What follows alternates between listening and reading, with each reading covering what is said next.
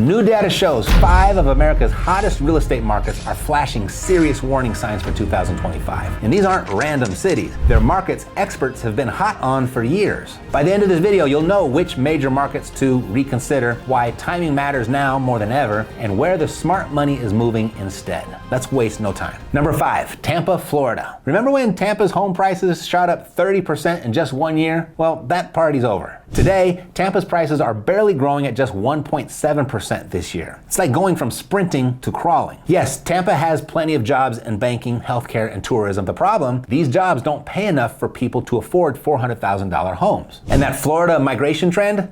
It's reversing as living costs skyrocket, especially insurance. Get this, about 1 in 5 Florida homeowners has dropped their insurance completely because it's too expensive. I mean, imagine driving a car without insurance. That'd be incredibly risky. But Tampa faces even bigger challenges that nobody's talking about. The Gulf waters are warming, making Tampa a bigger hurricane target. Hurricane Ian was just a preview. And it's not just the storms, it's what they're doing to the housing market. Insurance companies are either going bankrupt or leaving Florida entirely. If you find insurance, brace yourself. You'll pay 2 to 3 times what you paid a few years ago. That's basically adding another mortgage payment just for insurance. Late 23 and all the way through 24 data shows parts of Tampa actually seeing price drops. Fancy condos and suburban homes are sitting on the market longer and longer. And here's the scariest part about Tampa. When you buy there, you're betting against Mother Nature herself. Between hurricanes, flooding risks, and insane insurance costs, Tampa's real estate market is standing on shaky ground. Now, does this mean Tampa's a complete disaster? No, not exactly. But if you're thinking about investing there in 2025, be extremely careful. The days of easy Tampa profits are likely over. If you want a better option, consider Atlanta, Georgia, or Charlotte, North Carolina. You'll get the same sunny weather without the extreme hurricane risks and insurance nightmare. Number 4, Phoenix, Arizona. Everyone's been saying Phoenix is the place to be, even me recently. Well, hold on, because this desert hotspot is cooling off faster than anyone expected. During the pandemic, Phoenix was on fire. Home prices jumped over 40% in just 2 years. Everyone fled there, especially from expensive California. But now, prices dropped 6 to 8% last year and are barely growing at just 2%, well below the national average of 4%. Here's the real problem. Those tech companies and new jobs, they're still coming, but they aren't paying enough to match the high home prices. Phoenix suddenly has California prices without California paychecks. And the weather?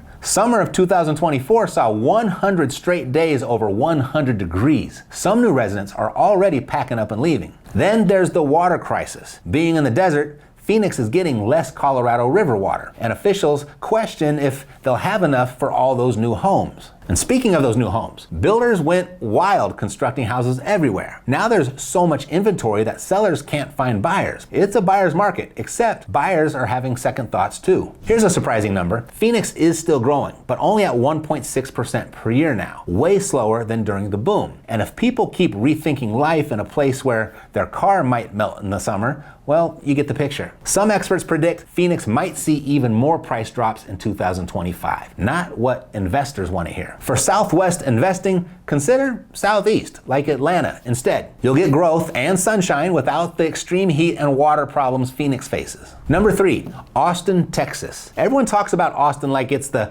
next Silicon Valley. Tesla, Oracle, all the big tech companies moving in. But check this out. The real numbers. Austin home prices dropped about 10% between 22 and 23, one of the biggest drops nationwide. Prices have now stopped falling, but they're only inching up 1 to 2%. The average home still costs about $550,000, 40% higher than pre-pandemic. And here's what's really happening in Austin. Yes, there are tech jobs, and the city's growing, but those massive tech layoffs hit Austin hard. And Austin's growing so fast, the city can't keep up. Traffic is nightmarish, and the utilities are struggling. Consider this, about 6% of Austin's population in one recent year were newcomers. Sounds great, right? Yeah, but many of those same people are already leaving. Why? It's gotten so expensive, even the newcomers can't afford it anymore. And then, get this, Austin built new homes like crazy during the boom. Now, there are too many luxury homes and fancy condos with not enough people who can afford them. When local incomes can't support $500,000 plus homes, and Texas has those high property taxes, That's a real problem. Then there's the Texas heat. Austin might not have hurricanes like Florida, but those insane heat waves strain the power grid and water supply. And those traffic jams, some people spend hours stuck in traffic daily. Bottom line with Austin, the days of easy real estate money are over. If you bought during the hype, adjust your expectations. Want a better option? Look at San Antonio or Dallas-Fort Worth. You still get that Texas business-friendly environment with better value and less volatility than Austin. Before we get to number 2, here's the bigger issue these markets reveal. The real estate game is changing dramatically. What worked in 2020 through 22 is becoming dangerous in 25. Think about what we've seen so far. Tampa dealing with an insurance crisis pricing people out. Phoenix facing serious climate and water issues. And Austin growing so fast it's choking on its own success. These aren't random corrections. They're warning signs of a fundamental shift in real estate investing. The old playbook of chasing hot markets and riding the appreciation wave is putting investors at serious risk. And it gets worse. Our next 2 markets show how even the most sure bet locations in America face challenges almost nobody saw coming. Number 2, Boise, Idaho. You want to see what happens when a real estate market goes from hero to zero? Look at Boise. It's almost painful to watch. During the pandemic, Boise home prices shot up almost 50% in just 1 year. People couldn't buy houses fast enough. Now, Boise was one of the first and really the only market to crash. We're talking a 10 to 12% drop, and by late 22, almost 70% of homes for sale had to cut their prices. Ouch. And here's why Boise's story matters. The pandemic brought remote workers with big city salaries. The problem, Boise's local job market isn't built to replace those high-paying remote jobs if people lose them or return to offices. Remember when everyone fled California for Idaho? That flood has slowed to a trickle. Why? Boise isn't affordable anymore. Those $400,000 plus home prices are way beyond what local salaries support. Experts say Boise was 72% overvalued at the peak. That's like paying filet mignon prices for hamburger. And here's the timing disaster. Builders rushed to build when everyone was buying. All those homes finished just as buyers disappeared. I don't know, maybe there's an opportunity there. But there's another problem nobody mentions. Investing in smaller cities like Boise makes it harder to sell quickly if things go wrong. When the market turned, Boise led the nation in price cuts because there just weren't enough buyers. Even the weather's becoming an issue there. Those beautiful Idaho summers are interrupted by longer wildfire seasons. And with more residents, there are serious questions about water supply too. If you want a better option, consider Indianapolis or Columbus. They never joined the hype, offering steady growth without the boom and bust drama. Now, what we're seeing in Boise is just the tip of the iceberg. A dangerous pattern is unfolding across the country. Every market we've covered has a different reason for struggling. Climate issues, affordability crisis, job market problems, population shifts. Here's what's truly frightening. These aren't normal market cycles anymore. Entire cities, once considered can't-miss investments, are becoming risk zones. Investors who jumped in during the boom are stuck with properties they can't sell for what they paid. Many face negative cash flow from buying at peak prices. And it's about to get even worse as our number 1 market reveals something truly alarming about where real estate might be headed in 2025. This isn't just another cooling market. It's a wake-up call about the future of real estate investing itself. Number 1, the San Francisco Bay Area. Now this might surprise you, or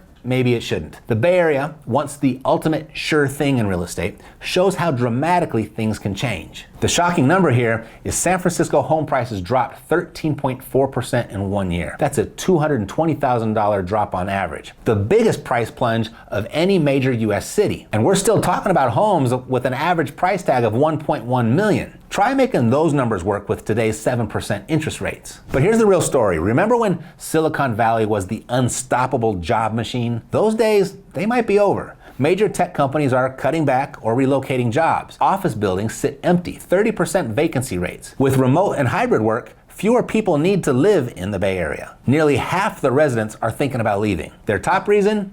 Housing costs. The population is already down 2.2% from 2020. That's 51,000 people gone from the city. The craziest part, they built fancy, expensive apartments and homes regular people can't afford. Average rents? $3,800. If you can't afford to rent, good luck trying to buy. And that's not the end of it. The city faces serious problems. Strict rent controls, high taxes, and a major homelessness crisis. Even the weather's turning against them, with wildfires filling the city with smoke every year. Think about this. If San Francisco, the poster child for unstoppable real estate growth, can fall this hard, what does that tell us about other markets? If you want a better option, consider Raleigh, Durham, or Denver. You still get the tech-driven economy without San Francisco's extreme prices and problems. Now, here's the thing, and pay close attention because this might be the most important thing you'll hear all year. While everyone worries about hot markets cooling off, something much bigger is happening. The smart money, Wall Street, and big institutional investors, they're quietly preparing to jump back in. They see what most people are missing. You see, we're headed into what might be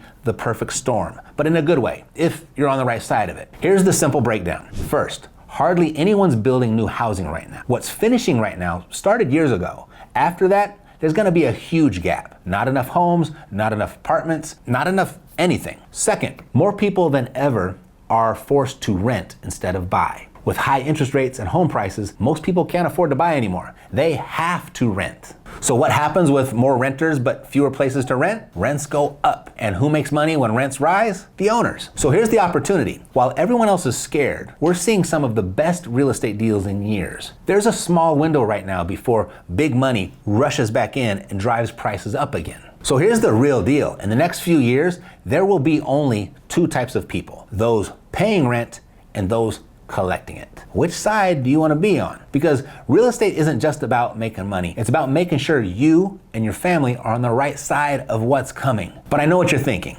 Matt, I get it. I should own more real estate, but I've got a busy job. I've got responsibilities. I've got a family. I mean, I barely have time for lunch, let alone figure out real estate investing. That's exactly why I created something special just for you. A free, virtual, on-demand training that shows you how to get your first real estate done using just your lunch break. I put the link down below, but let me tell you about Omar. He was just like you, busy career, full-time job, and worried about making real estate mistakes. In March 2019, he used this exact system for his first deal. What happened next?